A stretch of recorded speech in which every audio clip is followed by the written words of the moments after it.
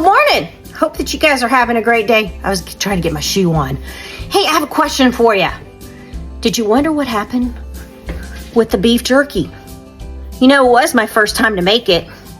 And I was just kind of curious if you were wondering what happened.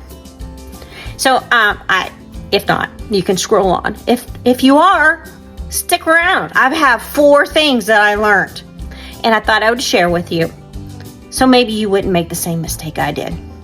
Now listen, if you watched the previous video on this, you're probably going to pick up on some of these. But if you didn't, let me recap.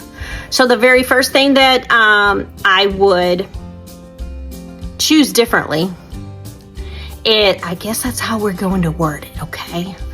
Is I'm going to slice the meat when it's frozen, or not completely thawed out. If you watched it, I thawed the meat completely, and it was hard to slice, okay?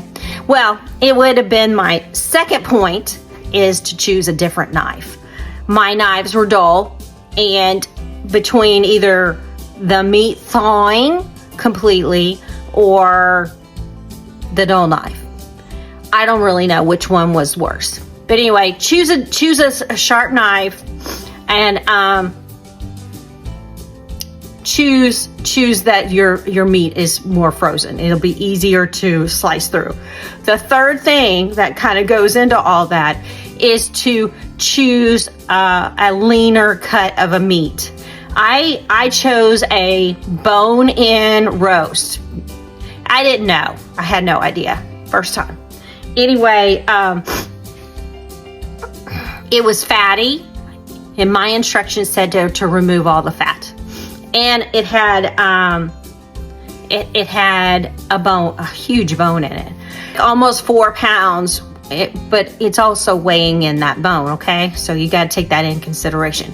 And my instructions, I'll put an overlay as to what we picked up at Walmart. It was a little more than $3. It was back in the hunting and fishing area. That's where we got it.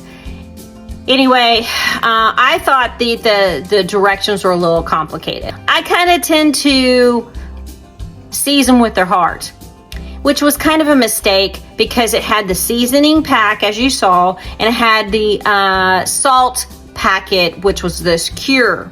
You know, here's the deal.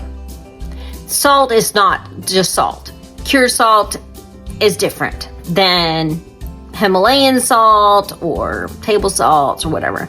So what happened was, even though the meat was very tender, when we did it. Have you ever eaten jerky and you feel like you're gonna pull out all your fillings or your teeth? It was not like that. It was very, very tender, so that was a plus. The other thing was, but the meat was overly salted, okay, which was a shame. And with prices these days, I didn't want to throw it out, so I was trying to come up with an idea how to salvage the meat. And so what I ended up doing is 2 days later, I made stew. I had about a pound of stew meat that was already cut up. I did potatoes, carrots, and onions. And then I took half of the beef jerky, chopped it up, and threw it in there. Because of the trick of the potato, if you don't know the trick, let me tell you. If you have something that's over-salted, you just throw a potato in there and it draws all that salt out. Or maybe not all of it, but most of it. So that first night with the stew meat, it was delicious, okay? And I was so happy that I didn't have to toss this jerky out.